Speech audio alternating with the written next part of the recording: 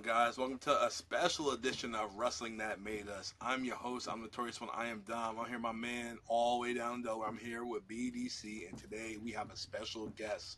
We have the daughter of the Guardian Angel. We have the daughter of the boss. We have the daughter of the big boss man. We have Lacy Traylor with us. Lacy, how are you doing? Thank you for Hey being on the guys, show. thanks for having me on. I'm doing great. Happy to be here. I'm glad you're on the show. It's a pleasure to have you on this show. And the big boss man, he was like one of my favorites as a kid growing up. At one point in my childhood, I wanted to be a cop. You want to know why? Because your dad, the way he used to flick that baton back and forth, I wanted to do that as a kid. I thought it was the coolest thing ever. And oh man, he was the man. He was dope. Thank Yeah. you, thank you. So when did you guys get into wrestling? Because we actually I have a podcast that we just launched. It's called the Bubba Cast. So we kind of named it in those Nice.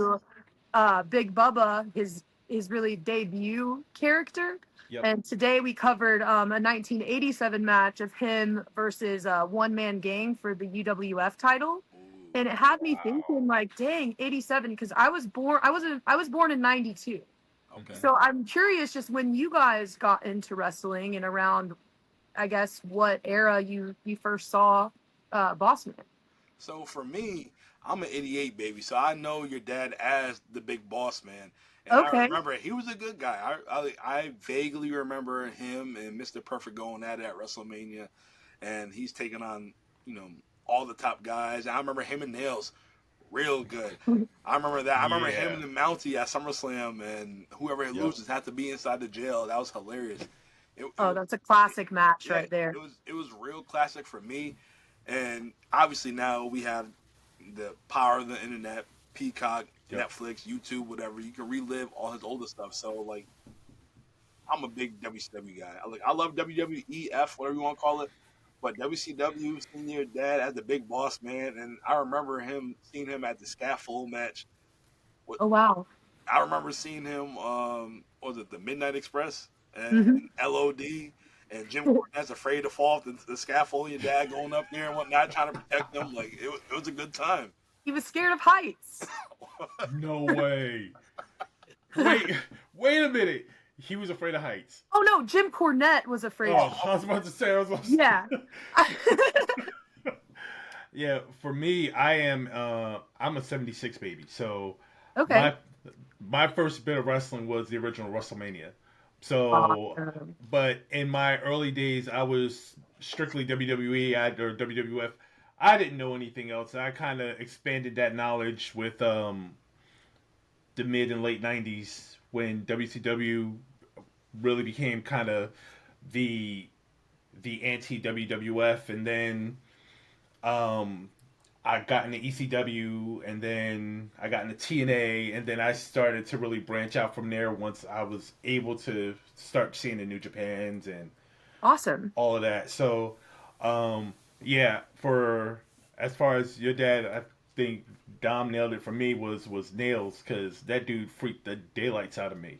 Um, I only recently found out that quite possibly they didn't actually use Nail's original voice, that they had some work on the voice to make it sound a little deeper than it may have actually been. Huh. I'll have to look into that. I, I'll have to Really? ask my mom. yeah, I I didn't know that. I I was watching a video of him talking, and I'm listening to it, and the first thing I noticed, I'm like, his voice sounds like it's been auto tuned. I was like, it sounds deep, but it sounds auto tuned. And then, like, a few people in the comments was like, yeah, his voice is edited. I was like, oh, you're kidding me. And it was too late for me to really look and see. It's like, oh my god, is this really true? But I saw it, I was like, you've got to be kidding me.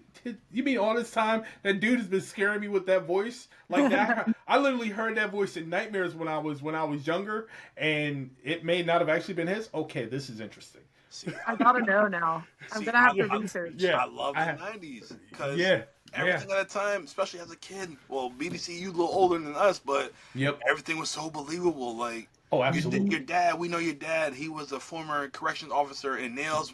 He escaped prison, Yeah, and and they they had literally beef. had, yeah, they had beef, and they literally had the the what you call it, the nightstick match. They had a nightstick match. That was a that feud was crazy because it was when Nails had beat the snot out of him, and there was the whole storyline where he ended up in the hospital. I mean, Yep. people really believe that was real. We were getting letters, like I still have the fan whip mail my mom had had, people being like, "I can't believe he did that to you," and then of course the ladies like, "If you need someone to take care of you, Oh wow. just call me." So I think it like he was definitely I don't think people know this, but the ladies loved him. Um so yeah, he was getting all kinds of fan mail and stuff after that, but Mhm.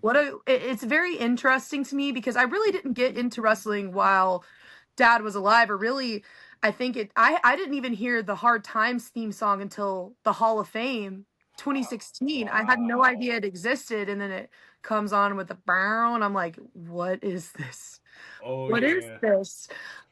So I'm learning a lot about his matches, like actively doing it now through our podcast and going back Mhm. and watching these old matches, because it for me it was kind of embarrassing, like because he lost a lot in my eyes. Like as a Mhm. kid, I'm just like I just was very disconnected from it, and also the fans were mean. We've had batteries thrown at us, like all of the horror stories, like Oh wow. from that era, and just really like I never understood how popular wrestling was really until after Hall of Fame, and that he was famous. It's like it's weird because I never realized really until pretty recently just how popular he was. And then my friends will I'll say that to my friends and they'll be like, Lacey, he had action figures. Sure, yeah, he did. Well, it's of a silly guy that just farts around. Why do they want them? You know? But then, like, going back and looking at his old matches and how smooth he was, I'm like, oh, this is why he has Yeah, action figures. He's amazing. yeah, Bossman was nasty. yeah. Bossman was nasty. He was so fluent in the ring, especially for a big man. I know he Right. lost weight And at some time, but supposedly being what 300 and what like 27 pounds or whatever they Mhm. yeah, deemed him he as, he can move. he He was Yeah. he good. he moved amazingly well.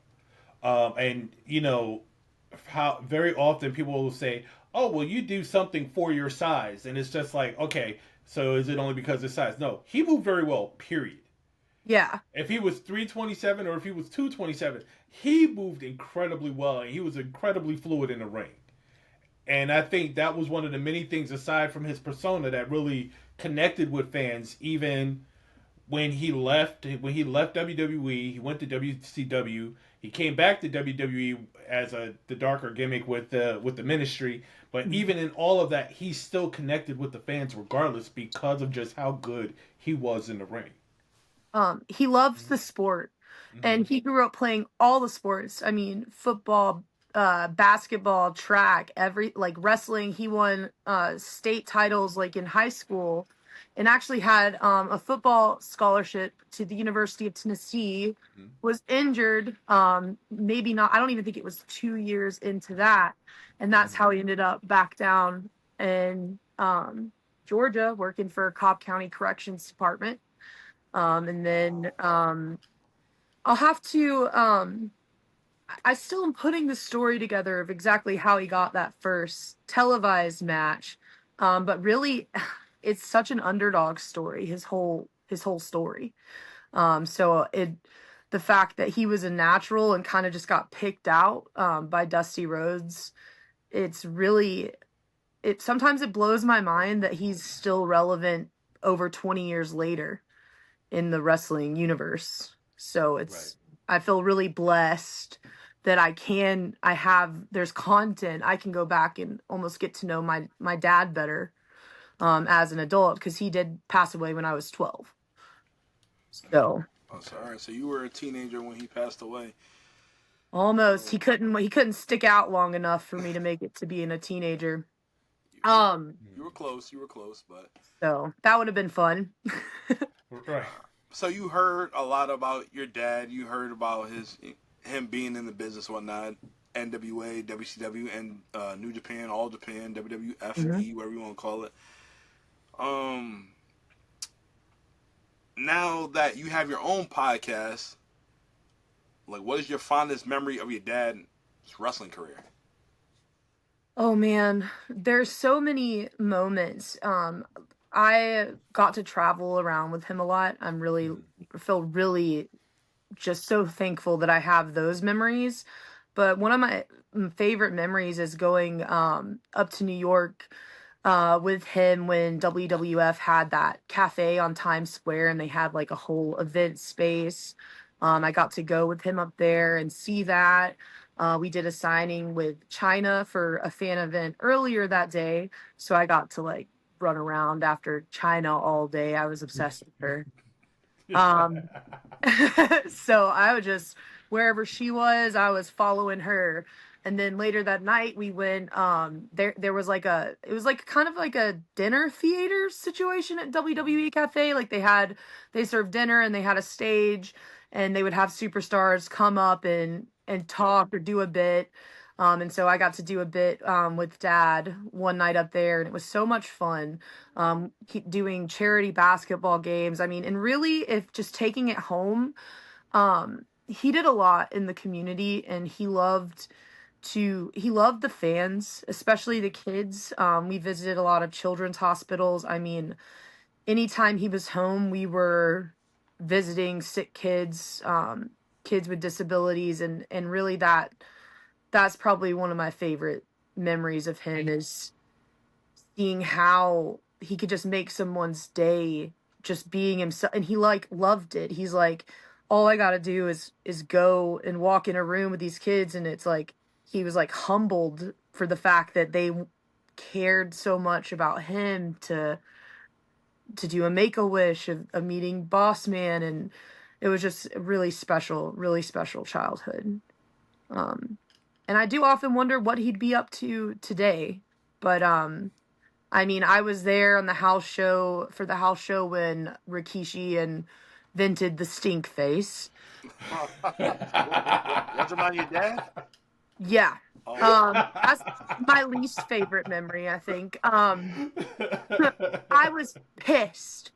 I remember seeing it and being like, "Oh my god, I got to go to school. I got to go to school." And like this man just put his ass in my dad's face. Um like I got to go to school. How am I going to explain this? And then on the flight home, we took the same flight out. So we look at the tickets and dad had given me my ticket. And he's like, no, wait, I need you to change with me. Because the way that it was set up, it was like dad and Rikishi were going to have to sit next to each other on the flight home. They can't sit. Right. yeah. So he sat me next to Rikishi on that flight home. You were bad. You put your ass in my dad's face. How dare you? I don't think I spoke a word to him. I know I didn't actually. So, but it's funny, like, and Scotty Too Hottie over the years, I talked to him and he's like, your dad, invented the stink face. And I was thinking, what are you talking about? And like, it's like I had forgotten about it. And then I saw, Rikishi, like a video of him explaining, and I was like, oh yeah, like all the memories came back. So it's like the more I talk to folks in this space and like get back, like I have my memories coming back, which is another really cool thing that I'm loving about it. Yeah, that's pretty dope. I hope I That answered is your indeed. question. I didn't go too off the rails there. You're No. definitely good. We love this. We are here for Great. it. We are here for Yes. it. So your dad got inducted in the Hall of Fame, what, 2016? 2016. And In Dallas, Texas. yes, we don't know we don't know, like the personal life of Ray Traylor, your dad, Big Boss Man. How many siblings do you have? So he had a brother and a sister. He's the oldest child. His sister was born exactly 1 year after him on the same day. So May wow. 2nd. And then his little brother was a couple years younger. He's actually, my mom and dad met through my uncle Heath, dad's brother, introducing them in high school. But my uncle Heath, unfortunately passed away in 2009. He might have even been funnier than my dad. But yeah, that's my dad's siblings. Unfortunately, they've all passed away. So it really sucks. Like a lot of that side of the family is just gone. I'm saying, sorry to hear that. Thank you. And how many brothers and sisters do you have? I have a little sister. Her name's Megan. So she's a lot more shy and introverted than I am. So I think she's happy that that I'll talk. All right. I'll talk. So at the Hall of Fame, that was your mom and Yeah, me, my mom, and my sister. that was you? Okay, because I see your hair is darker now, Yeah, so I didn't you know, recognize you. I had to give up the blonde. Too much maintenance. And then I saw people comparing me to Megan Trainor. I was like, my hair's not even naturally blonde. I'm out of here. They were like, Megan Trainors are up there giving the speech or whatever. I was like, oh my God.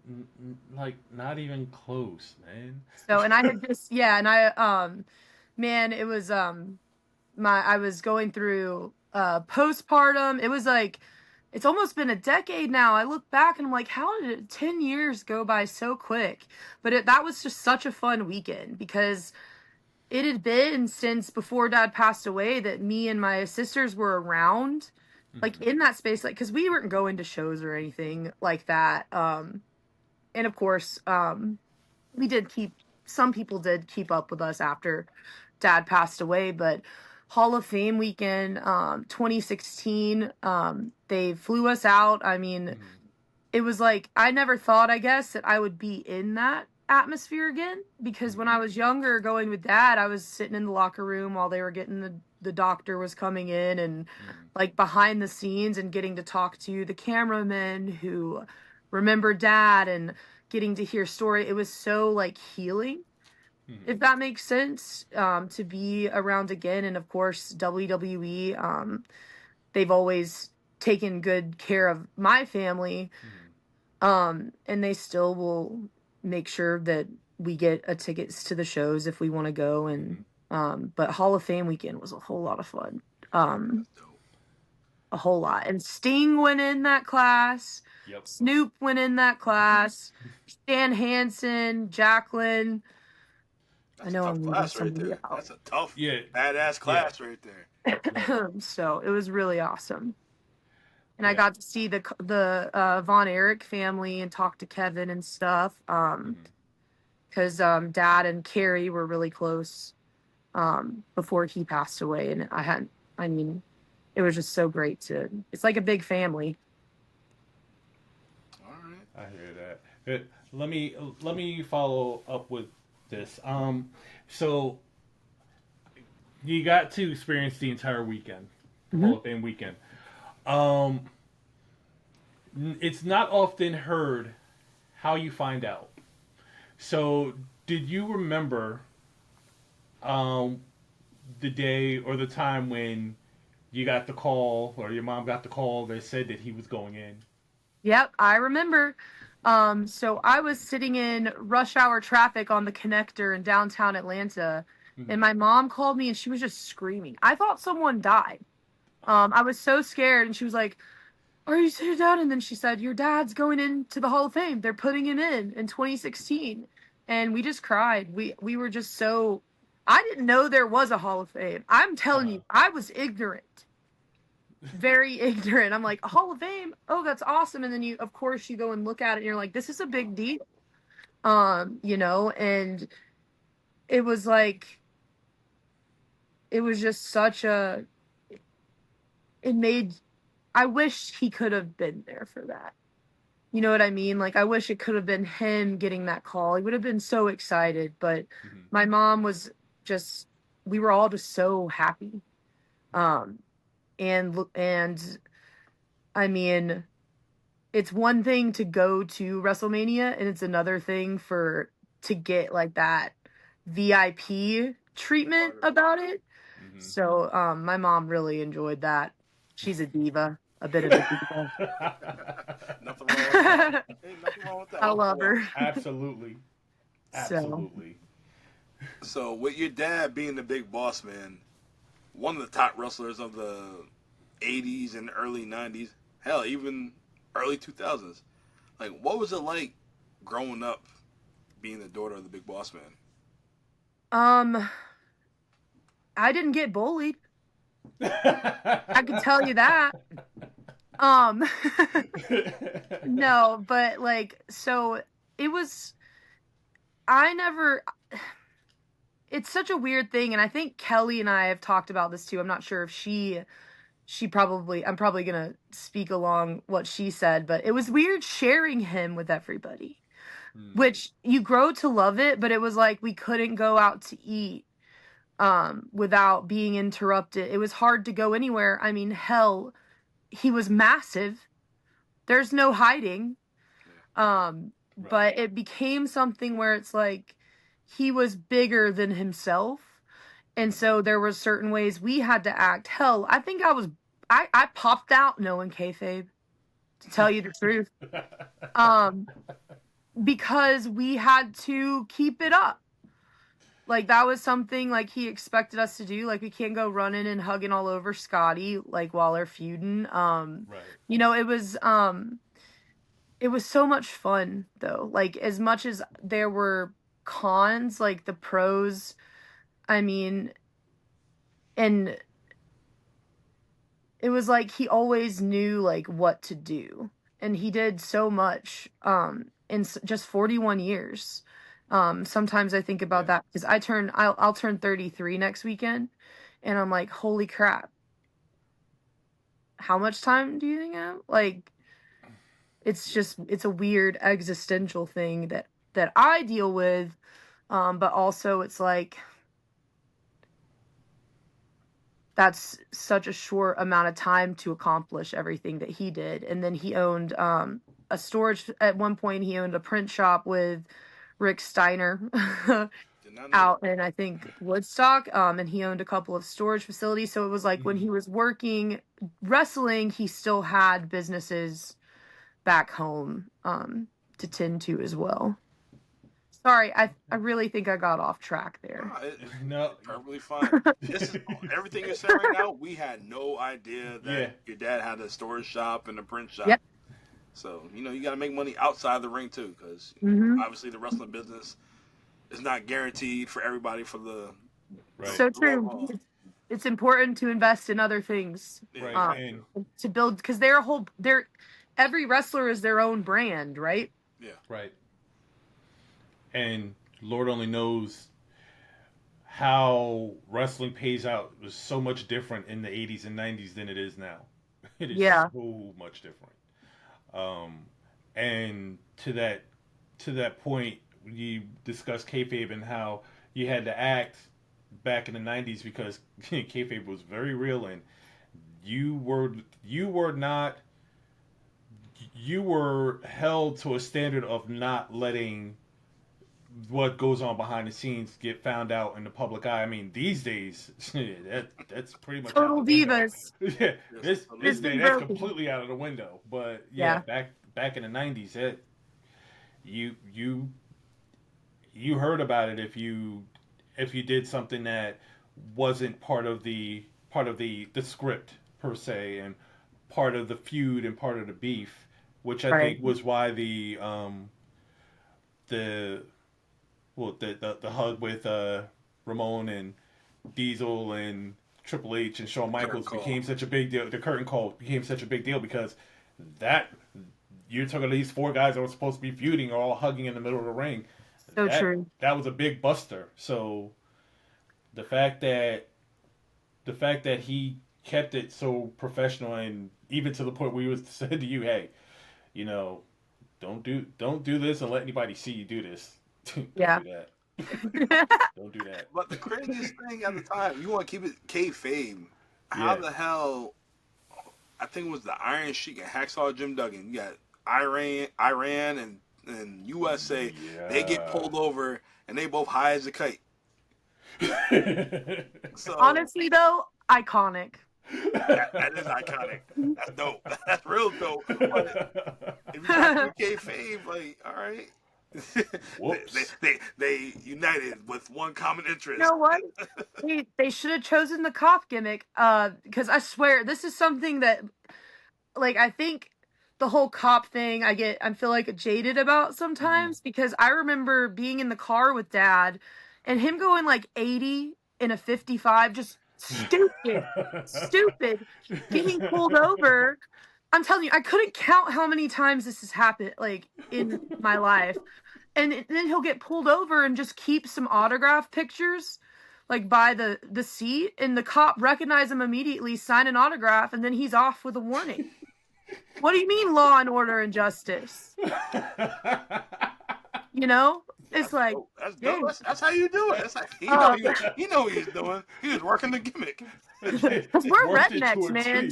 That's what's funny about it is like he was technically not an officer. He was I guess deputy in the at Cobb County, but man, we're rednecks. We ain't bootlickers. I mean, so it's like, but what is going on? Oh, there it is. There it is. Oh, you Better read signs. It's having a hard time. Oh my God, y'all! In 2012, and I remember because I had just found out I was pregnant. Mm-hmm. My grandpa calls me and he was like, "You got to turn on the 6 o'clock news right now." And I'm like, "I'm driving, I can't." And he said, "Oh well, I'll record it for you." But the news is on right now, telling everybody that Big Boss Man Ray Traylor is not alive, driving around Cobb County in a Blues Brothers car, yelling at elderly people and causing havoc, and that he actually passed away in 2004. And like they did this whole like news segment because somebody got on Twitter and was like tweeting as Big Boss, like somebody was wreaking havoc around Cobb County, impersonating Big Boss Man, and people were actually calling the sheriff's department enough, saying, "I just saw Big Boss Man in the Blues Brother car on 41, yelling at a grandma," like so much that they actually had to run a news story about it. What year was this? Wow. 2012. Oh, man, He died in 2004. Yeah, Wow. You know they already got somebody say, they look at. I wish I could find that news story. I really do, because it was the silliest thing, and I'm like traumatized. Like he's dead. Like we've been knowing that, but anyway, that was so crazy. I don't know what's worse, if the fact that somebody tried it 8 years after his passing, or that he was doing all of this in a Blues Brothers car. I don't know what's worse here. We're gonna get to the Blues Brothers car. Don't worry about that. We're gonna find out. Yeah, we're gonna a little later. I do recall the Big Boss Man driving in the cemetery, pulling the Big Show's caddy. And it looked like a Blues Brothers car right there. It was. Yes, I do recall that. My favorite line from that is, "Your daddy always wanted to be a drag queen, Big Show." And it's like, but people don't know, like my Uncle Heath was gay, openly gay, and like my dad, he loved he grew up during the Rocky Horror Picture Show era. Yeah. So if you'll notice, I don't know if you guys have seen that. I don't know if that's quite your thing or not. Oh no, I know it very well. Tim Curry, legendary. Yeah. Yeah. So they would dress up and go to the midnight show and like do the whole bit. Yep. But you can definitely tell if you're watching WCW and you see him come back as that era Big Bubba Rogers. I call it the Village People era. Because he's in the leather pants and you can tell if you look at it that he was definitely inspired by Meatloaf's character in Rocky Horror Picture Show. He even used to say he wanted to get love and hate tattooed right here. So that's dope. That's dope, though. That's awesome. That is awesome. All right, I have a question for you. Did you grow up with any of the wrestlers' kids? Yeah, I grew up with the Steiner family. I'm so blessed for that. I mean, Rick taught me how to tie my damn shoes. Dude, and I don't know, he definitely does not remember this story, and I'm gonna tell it, but I gotta remember to tell him about it. But WCW, they filmed a lot out of Orlando. Right. And so my mom and Jamie Rex Steiner, she's the best. But Rick's wife, we would go down with them with all the kids and go to the parks and stuff and hang around Mm-hmm. and travel with them down there. Well, one night, I don't know where we were on our way back from, but Steiner had like, I'm pretty sure it was like a red Trans Am. It was a coupe. So it only had the 2 doors. And I remember climbing the back. Their oldest son is around my age, and their middle son is around my sister's age. And then Bron Breaker is the baby.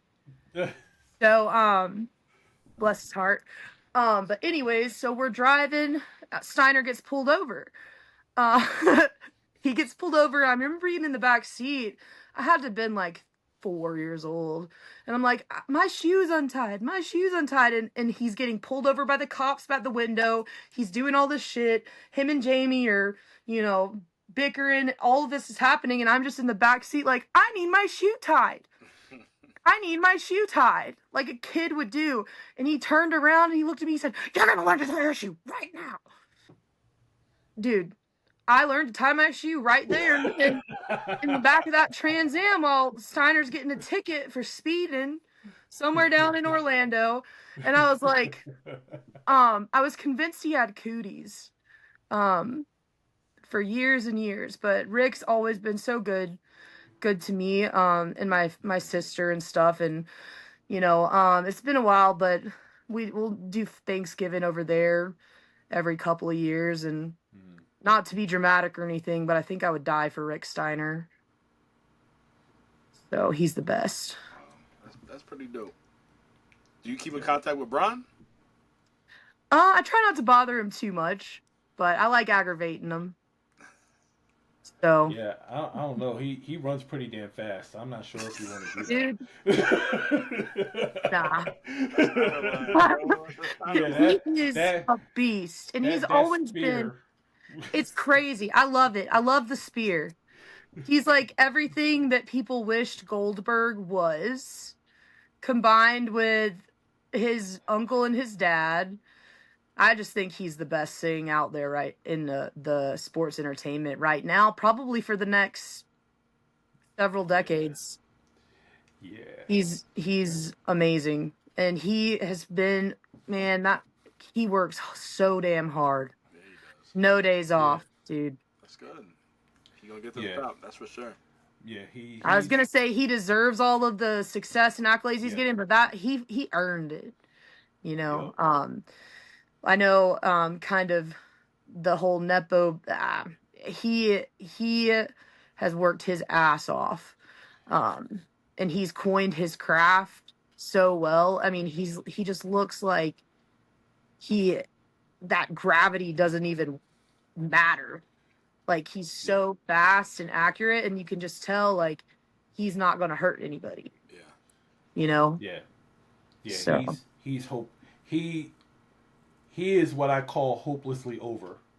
Like no matter what he does, he's over. No matter what. It's just they've no matter what they've done, he has always managed to be over. He's got charisma. Yeah. Oh yeah. Yeah. Oh yeah. Oh yeah. Charisma, personality. He is. Yep. He just oozes. All of that. Yeah, he's the total package right now. Yeah. I'll give him that. Mm-hmm. Yep. So Lacy, do you still follow business? Yeah, I have been. I do a lot on the indie circuit. Actually, I was at a promotion called Southern Honor in the sound booth for them on Friday, and then my dad's old tag team partner, Bull Buchanan, has a little promotion not too far from me. So I do those. Those are always either the first or second Saturday of every month. Okay. So and then I'm gonna be watching WrestleMania weekend. I watched Elimination Chamber, and I do keep up with it. My buddy's trying to get me into AEW too. Oh. So, Hey, what do y'all think about that? I'll go first, BDC. So Yeah. Okay. Yeah. I'm a diehard wrestling fan, and Oh yeah. I love it. And it's wrestling every day of the week, Monday, Tuesday, Okay. Thursday, Friday, Saturday, and then you have the PLEs on Sundays for most part, whatnot. It's good, but I love a good story. Hmm. Like granted, yes, you might have maybe like two or three segments on AEW that might be good, but everybody in WWE has a story right now because I'm an Attitude Era baby, raised in the 80s, Mm-hmm. grew up in the 90s, and everybody had a story. Your dad had a story. Stone Cold Steve Austin had a story. So everything just made sense. I just love a good story. So when the build-up happens, we all get that, we all get that climax. It is what it is. That's how I feel.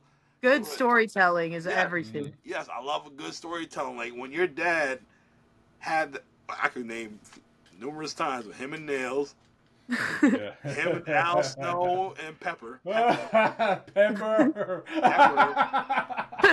Like That one. That one. I was intrigued. I was intrigued. Like, oh, it got me hooked. It was hard to go to How fucking did public taste? school during the Attitude Era. I'll tell you It this. was a time. I'll tell you this. I went to a Catholic school. So Oh anything, Lord. so watching Monday Night Raw, there's no SmackDown time. Watching Your Monday Night parents Raw, let you?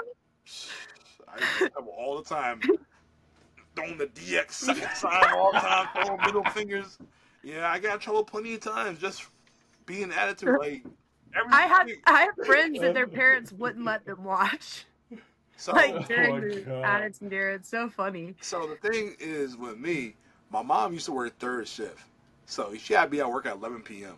So I watched Nitro from 8 to 10. I was flipping back and forth, and then Raw went from 9 to 11. So I watched Raw from 9 to like 10. That I had to play like I was asleep till she leave the house. I play like I was asleep till she leave the house so I can see what's going on for that final Okay. segment of Monday Night Raw. And then after when she leaves, I would go back and go watch that last hour of Nitro. So that's what I That's had to used to do. So, oh my God, Sneaky. it was a fun time. Sneaky. But I Eat, love sleep, it. wrestling. Yeah. Oh, still to this day, like I'm a Yeah. diehard fan, so I definitely enjoyed it, and I love all types of wrestling. I love AEW. I want them to succeed because if they don't succeed, WWE is gonna become stagnant. Yeah. Yeah. That's how I feel. Agreed. Competition's good. Yes, Agreed. you gotta have a little competition. Yeah. I don't hate AEW. I want them to do good because I'm an edge guy, radar cope, whatever you want to call him. Cope. Yeah. Is it that you feel like they could do better with their storylines? Yes, just turn like Yes, absolutely. Hey, AEW, come hire Dom to help you with your storylines. Yeah. 'Cause, yeah, I feel like it's hard for me. It's been hard for me to follow, but I'm gonna give it an honest shot.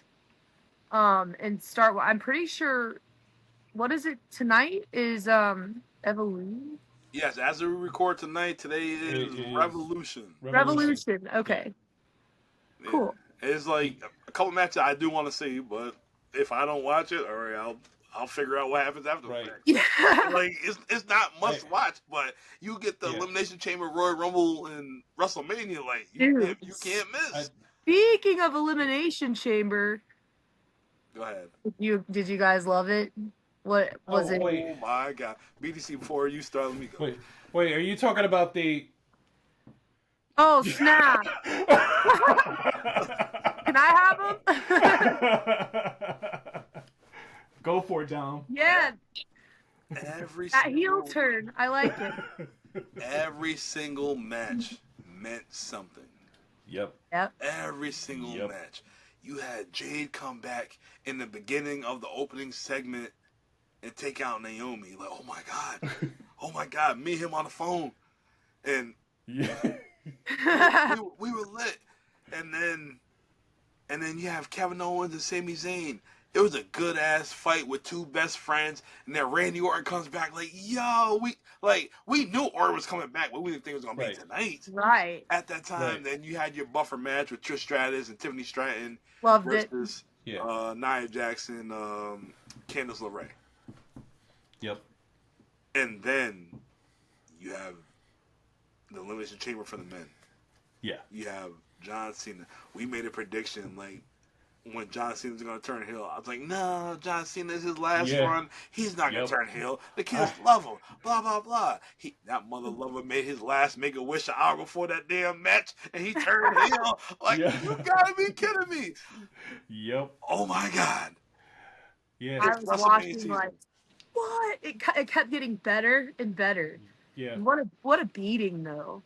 I mean, Cody really he's incredible, man. Yeah. You seen him on He. SmackDown this past Friday night? That punch Travis Scott gave him. Oh my god. Oh Yeah. Jesus. Like Yeah. everyone forgot about Astro World. Maybe we should start talking about that again, Travis Scott. Anyway, sorry. Seriously. No, My it's goodness. all good. It's all good because what Dom discussed, it kind of showed up in Elimination Chamber because we could talk about the KO Sami Zayn match.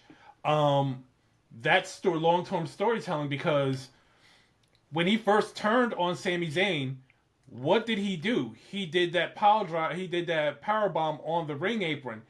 That first time he did it, he was stopped. He was trying to do it again, and he was stopped. This time, he just kept doing it Yeah. over and over and over again.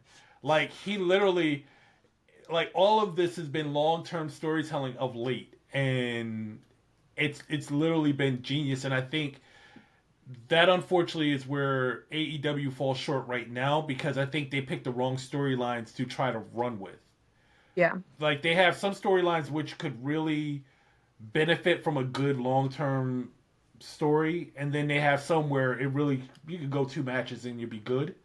And I think they just because of the people involved, they picked the wrong ones.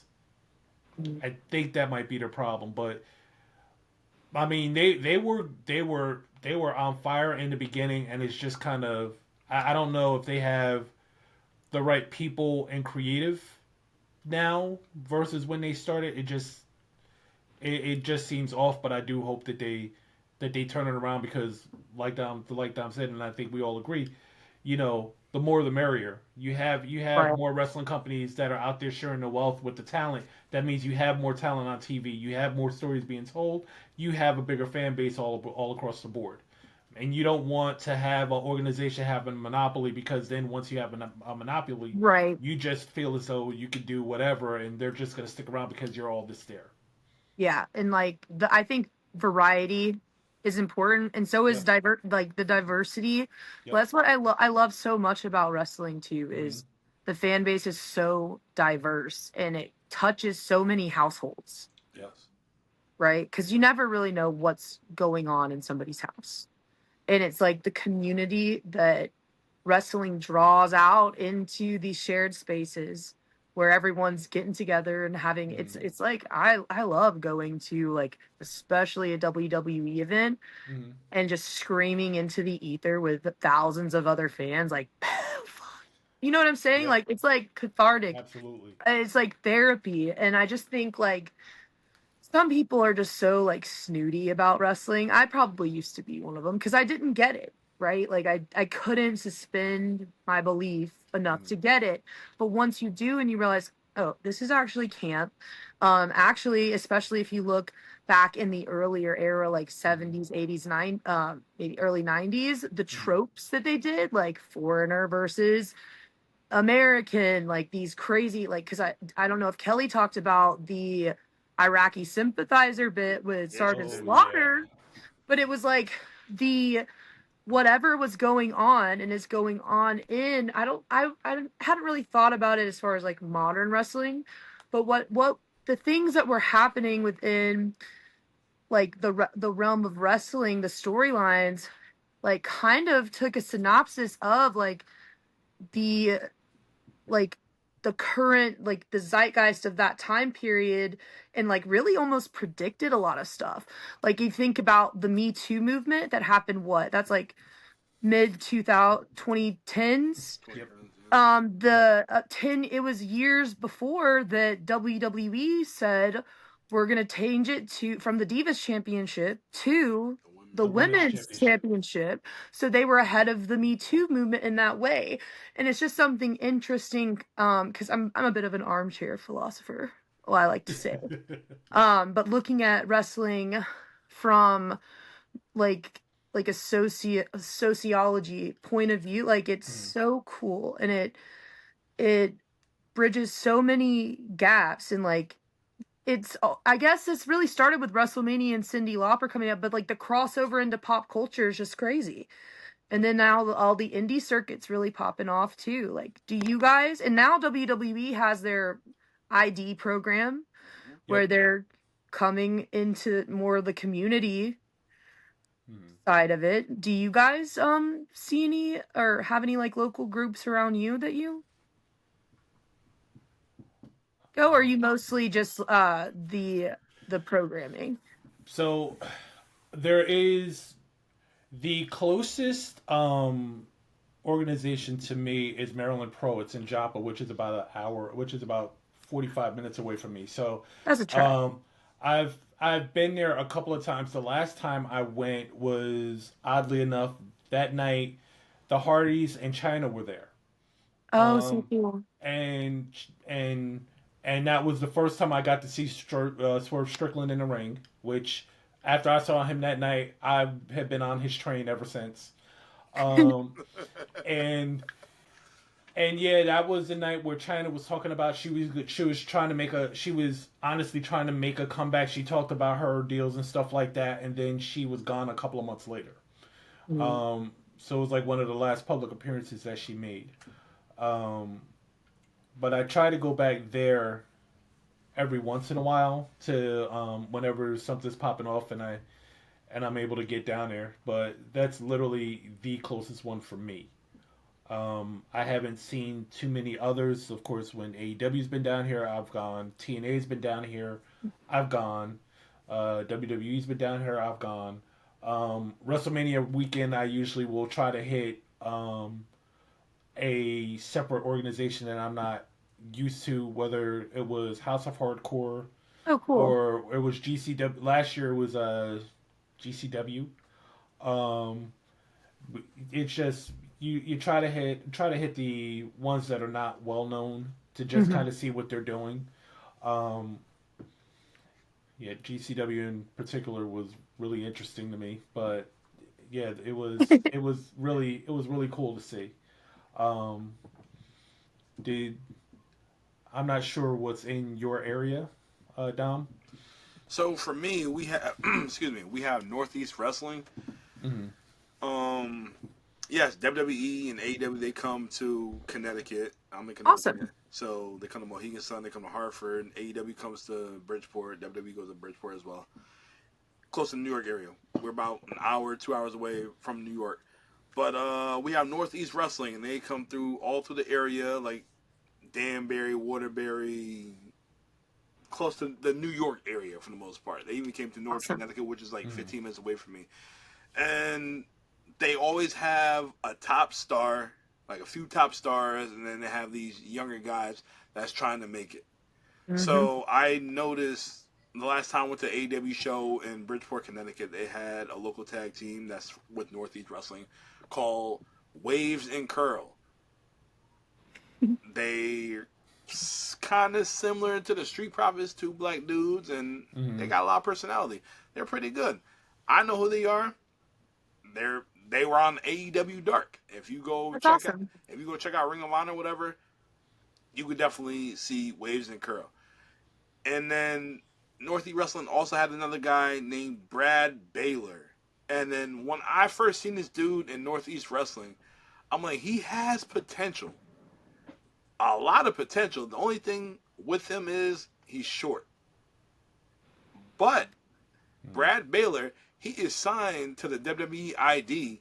And if you watch this week's debut of WWE Evolve Evolve, on yeah, yeah. Tubi, you can see Brad Baylor on there. And the first time I seen Brad Baylor on the WWE screen, everybody got started out of security. He got his ass beat. But yes, I'm like, wait a minute, I know this dude. So yeah, so I, Awesome. I met We him. So yeah, so we love a short king. yeah. Yeah, so you know, there's wrestling everywhere. Mm-hmm. Yeah. Support your local wrestling because you never know who's going to be the next guy. Because I seen Right. Swerve Strickland at WrestleMania weekend in New Orleans, WrestleMania Oh, cool. 34 or whatever, and Right. I didn't know who he was, but I'm thinking to myself like, yo, he has it. So Yeah. after that, I started following the dude. He made it to WWE, NXT, Yep. AEW. He blew up, and I'm like, yo, I knew this dude had The, potential. So just seeing the stuff like yeah. that, it's pretty good for Yep. you. It's awesome. Yeah. It's awesome to see someone the evolution, right? Right. So it's real. That's what's really cool about when they decided to do this NXT thing in the performance. I just really love it. I think it's awesome. My buddy had asked me, he was like, "Would you ever let Atticus?" That's my son's name. He's 11. Mm-hmm. But he's like, "Would you ever let him get into it if he wanted?" I'm like, "Yeah, for sure." It's like they have a better system now. You know what I Oh mean? yeah. Like, because when Dad was coming up, man, It was tough. that shit was rough. That shit Yeah. was rough. Yeah. And then of course the progress they've made, like the whole women's division's incredible. Yep. Because I feel and it's taken so long to get here. I'm very excited for this WrestleMania. I'm loving the storylines right now. Mm-hmm. It's gonna be a good one. I'm jealous you're going. I have a question for you. Sure. What are you up to? Any thoughts of being in the ring? You're 33 Oh years old? man. Yeah. Come on now. He Come on. didn't start until what, 34? So we'll see. I don't know. If DDP We'll could do it, see. you could do it. Come on now.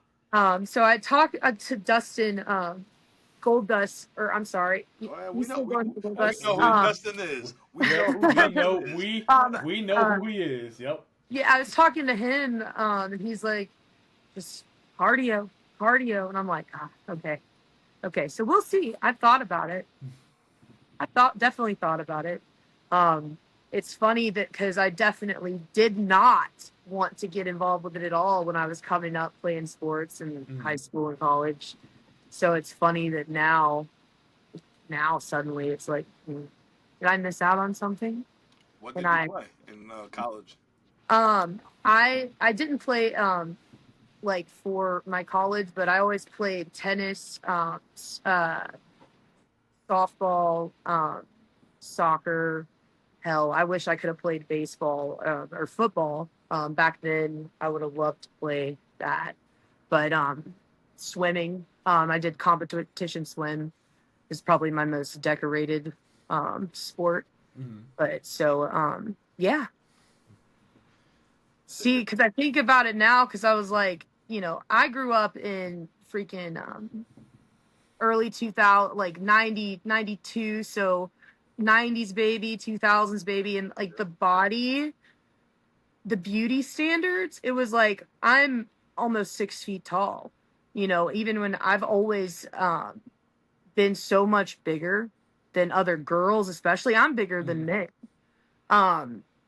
And so it's like they wanted me so badly to wrestle in high school, and I couldn't do it. I was so introverted, like I was Mm. so overwhelmed all the time. Like I definitely had like some sensory stuff going on, like being on the spectrum, and then just I couldn't, like I said, I couldn't get it. It's PTSD, I think, is what it is, right? Like the Mm. trauma. And I sometimes I look back and I think, okay, he passed in 2004. I had my son in 2014. So I sometimes I don't realize how young I was thinking like I knew everything, Yeah. right? And I hadn't dealt with that trauma. So it Mm. was really rough couple of years. And then of course, you know, now I've always worked in IT. Ironically enough, my focus was in information security, and so I kind of always had like a daydream. I was like, what if I like hacked the mainframe, and then that could be my intro, and like I steal everyone's data, and then sell it to the Russians or something. I'm just See? kidding, but like, See what you're um, talking about? You're taking it See, back to everything already. goes back to the 90s so because when you're Yep. talking about you working in IT, there was a person who was related to Dustin. That was his wife, and his name or her name was Alexandra York. and you know what? York, Terry baby. is There she's you like go. she's probably who I'm closest to, I would say, like Mhm. her and like Rick, but you know, I don't know. I always hope Terry will make another run in AEW or something. Like I would love to see her like manage somebody or do something, but manifesting. Yes. Manifesting indeed. Yeah. She was Did I dead. answer your question? No, you did. So Okay. so you're saying there's a chance. So, There's a but I chance. also I do a lot of volunteering and working in the recovery space, like substance abuse. I'm working on getting certified for substance abuse counseling. We actually have just opened up a behavioral health care clinic in Decatur, Georgia, Mhm. and Quincy Carter. I don't know if you guys are football fans, Yep. but Quincy Carter is actually our business development director, and so it's been really fun Hey. to get to know Quincy. He does a lot of amazing stuff in the community. Yep. Former With quarterback, I think. Yep, quarterback for the Yep. Cowboys. Yep. He even went over to the Cubs for a little bit. Quarterback for UGA. He was the first African American quarterback for the Cowboys. Oh wow. So yeah, I'm always up to something. You can follow me on Instagram at Lacy, Laacy, Abilene, Abilene. And then, of course, Big Boss Man WWE over on Instagram. There you go. Lacy, Yes, we indeed. appreciate you being on this show. It's a damn good time. We love hearing your stories. Now, You guys are great to talk to. thank you. So, Thank you. So we have our, favorite matches of the Big Boss Man. What's your favorite match revisiting of your dad? I love Big Boss Man versus Steve Blackman for the hardcore title. I think it's September 4th, 2000. I love it. I hadn't seen that full match until a couple of days ago. I loved it. It's only 4 minutes. It's one, and he loses. But I love that match. I was like, this is had I never seen this before. So I'm very excited to keep going back and finding new matches because before that I would have had to say um Big Boss Man versus Mr. Perfect WrestleMania 7. Classic. Yeah, where he takes that towel and rubs it in his ass and Yep. flicks it at Kurt's face. They just thought I know they were like, this is going to be so It was hilarious. dope. It was definitely dope. Yes. Oh man, Lacey, thank you so much. So, If you guys want a goodie, check out Mr. Perfect and the Big Boss Man. If you guys want a quickie, check out Steve Blackman and the Big Boss Man. And if you guys yep. want straight, and if you guys want straight comedy, just find a clip of him feeding Al Snow pepper. Hilarious. Pepper steak. Pepper They steak. put that in the cookbook. If you want to see the Blues Brother car, see what he did to the Big Show Daddy. Oh my God! All great moments. Oh my God, I missed that man. He was so good. He was so good. Well, I appreciate you guys having me on. Absolutely. Let's do it again sometime. We definitely should. And hopefully, Sounds like a next plan. time we do it, hopefully you're in the door. Hey, AEW, NXT, WWE. So we'll see. we'll see. But yeah, guys, it's been great time. And I hope y'all have a great rest of your week and Thank you. You as well. You too.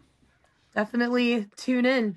All right. Well, all right, Absolutely. guys. I'm the Notorious One. I am Dom. I'm here with my man BDC all the way down in Delaware.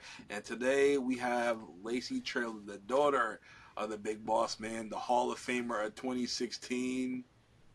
And this is Wrestling That made us. And we will see you guys next time. Thank you. Boom.